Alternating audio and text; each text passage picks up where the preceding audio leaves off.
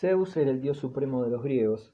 En la noche de los tiempos su morada fue asaltada por una raza de monstruos malvados, titanes y gigantes, pero Zeus los venció y arrojó al sombrío abismo del Tártaro. En este mito observamos la antigua idea indoeuropea de la lucha entre las fuerzas benéficas y maléficas de la naturaleza, antítesis también presente en la doctrina de Zoroastro o Zaratustra y en las antiguas leyendas germánicas en el combate de Thor contra los gigantes. Zeus compartía la soberanía del mundo con sus hermanos, Poseidón, el Neptuno de los romanos, y Hades, Plutón. En forma parecida reinaba con sus hermanos, el Marduk de los babilonios. Poseidón era el señor de los mares y surcaba las olas en un carro tirado por caballos marinos. Hades no solamente era soberano del reino de los muertos, sino también el dios de la riqueza, pues bajo la tierra germina el trigo y yacen los metales preciosos. La vida en el palacio de Zeus era similar a la de una familia noble y afortunada. La paz familiar alguna que otra vez se veía turbada, pero así es la vida. Además, ¿en qué familia no hay de vez en cuando algún escándalo, disgusto o intriga? El padre Zeus era ciertamente justo y bueno, pero tenía que soportar una carga en su familia. No se ha casado con Hera, su hermana.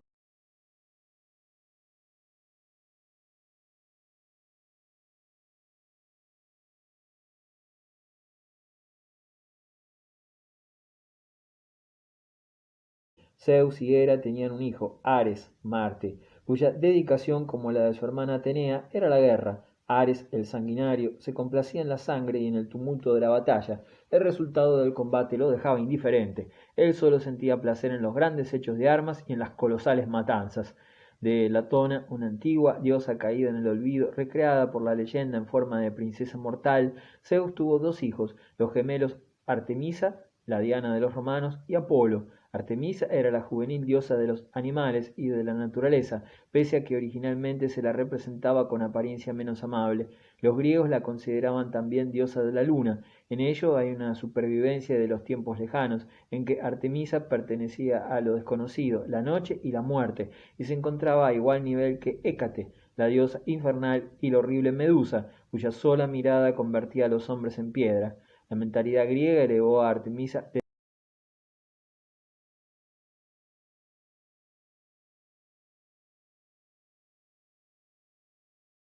semejante a Atenea.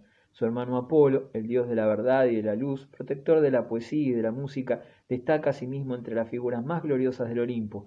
9 diosas formaban su cortejo, las musas, protectoras cada una de una ciencia o arte. Así, Clio era la musa de la historia, Urano la de la astronomía, Talía la de la comedia y Terpsícore la de la danza. Las musas siempre habían sido consideradas como diosas de la montaña. Se creía que habitaban en cumbres como el Helicóptero,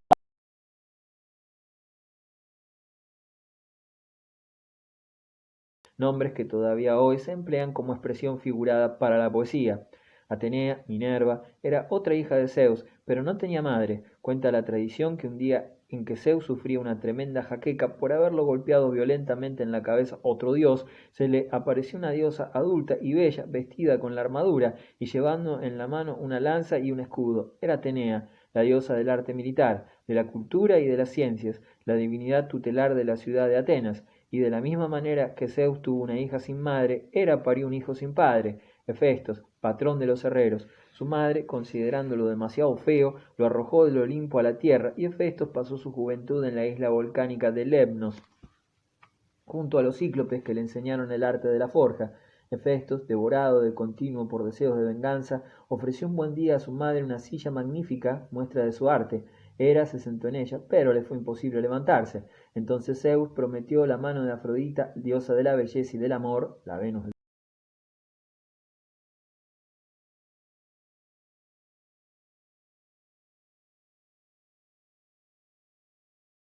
fue por lana y volvió trasquilado. No pudo más que sentarse avergonzado en un rincón y enfurruñarse, mientras Atenea le llenaba de sarcasmos. La escena está representada en un célebre jarrón conservado en el Museo Arqueológico de Florencia.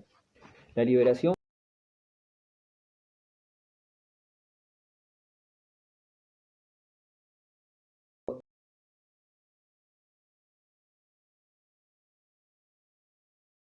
pero Hefesto cedió ante una copa de vino. Además, cuando Dionisio le prometió a la bella Afrodita por esposa, las últimas reticencias se fundieron como la nieve al calor del sol. Con el alma algo turbada, mas con el corazón contento, ambos dioses, en otro tiempo despreciados, volvieron al Olimpo, y Hera fue despegada de la silla. El feo Hefestos, zurdo, negro y giboso, se casó con la desenvuelta Afrodita, encarnación de la belleza. Los griegos debían encontrar gran placer en este contraste, que indica a maravilla cómo la belleza podía recompensar el trabajo manual.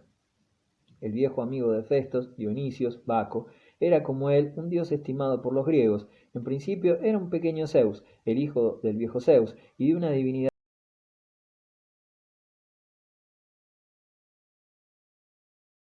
de muerte y de resurrección anual. Durante el período clásico, Dionisio se convirtió únicamente en dios del vino. La embriaguez, y no sólo la provocada por el vino, y el éxtasis son las notas características de su culto.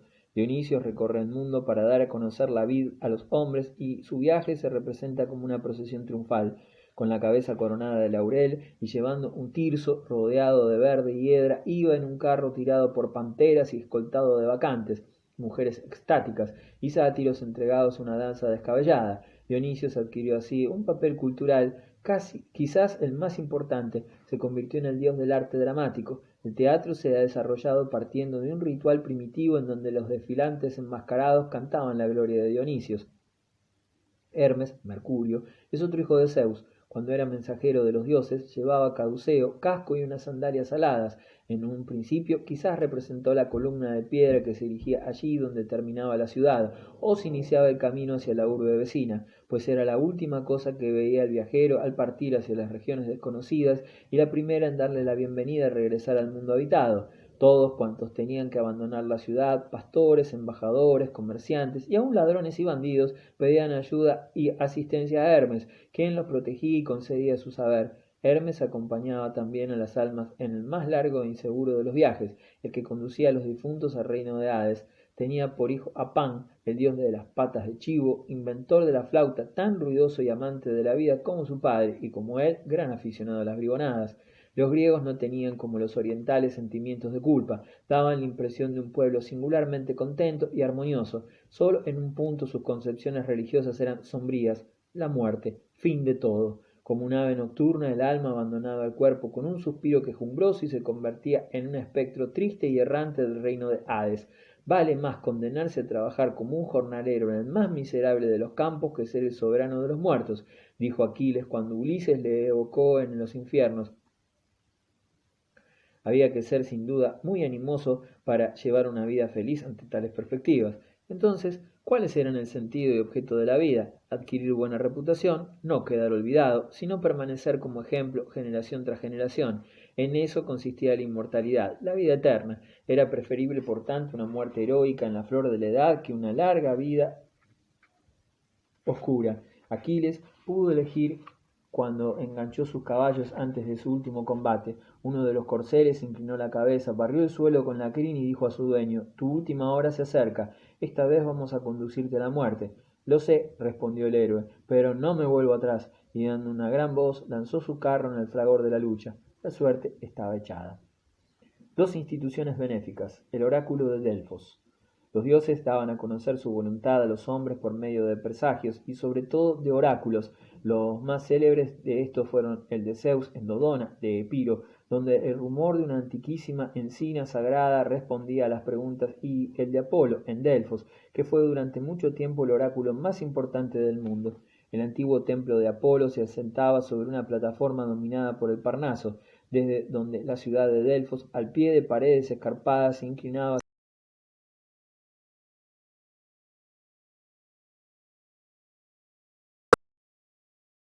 primitivas de la naturaleza. En lo alto del Parnaso, monte de 2459 metros de altura, sede de las musas, las bacantes celebraban sus orgías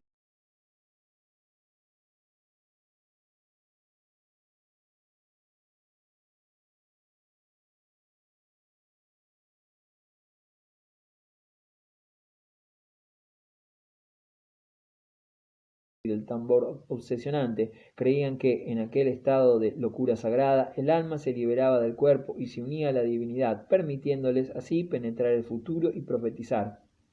Más abajo, en Delfos, se adoraba a Apolo, dios de la luz, y desde todas partes del mundo helénico acudían las gentes a su templo para pedirle consejo y protección. Preguntaban si la cosecha del año sería buena o mala, si debían comprar un esclavo, si casarse o no. Representaciones de pueblos y ciudades iban también a preguntar al oráculo sobre la voluntad de los dioses cuando tenían negros presagios, cuando reinaban el hambre y la peste, antes de tomar una decisión. Antes de entrar al templo de Apolo, los peregrinos se bañaban en el agua cristalina de la célebre fuente Castalia. Después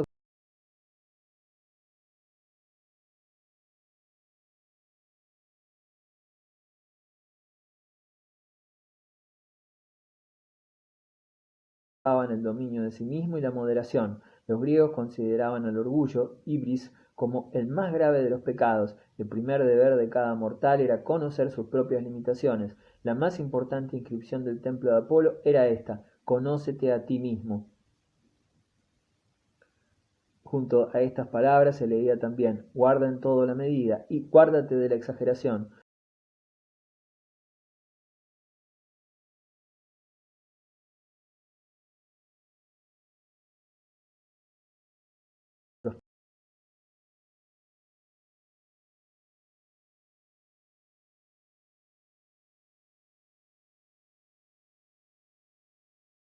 La sacerdotisa de Apolo, sentada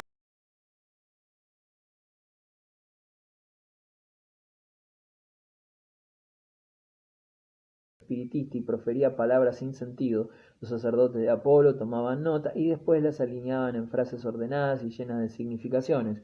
El oráculo alcanzó una enorme influencia, no sólo porque predecía el porvenir, sino sobre todo porque aconsejaba a los hombres en sus crisis de conciencia y les ayudaba a vivir en paz con los dioses. Innumerables hombres torturados por la incertidumbre estaban agradecidos al oráculo por haberles inspirado la decisión que debían adoptar. Podemos estar seguros de que el oráculo aconsejaba generalmente en el mejor camino a seguir. En efecto, los sacerdotes eran hombres sabios y debían tener gran experiencia de la vida y un profundo conocimiento del hombre. Sus relaciones abarcaban todo el mundo helénico, conocían pues con exactitud el estado de cada región y de este modo podían dar los consejos más acertados. Cuando los dirigentes de uno u otro estado inquirían la manera adecuada de llevar su política, los sacerdotes conocían las circunstancias como si estuvieran presentes. En las luchas políticas el oráculo tenía como norma estar siempre en armonía con el más fuerte. Para mayor seguridad los sacerdotes inscribían con cuidado las preguntas y las respuestas sobre tablillas de madera, y así formaron con el tiempo un archivo al que se acudía cuando era necesario. Por ejemplo, si venía un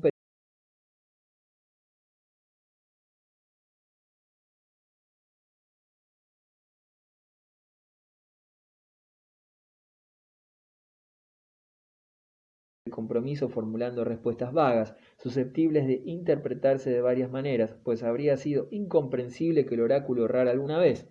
Así, la Pitia recomendó al gran estadista y general tebano Epaminondas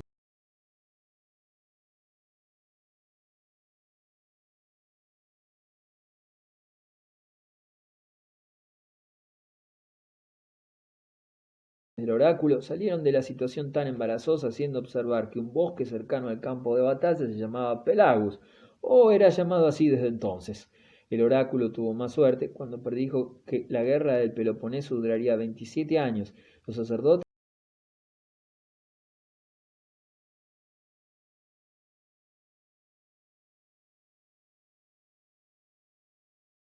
pero en este caso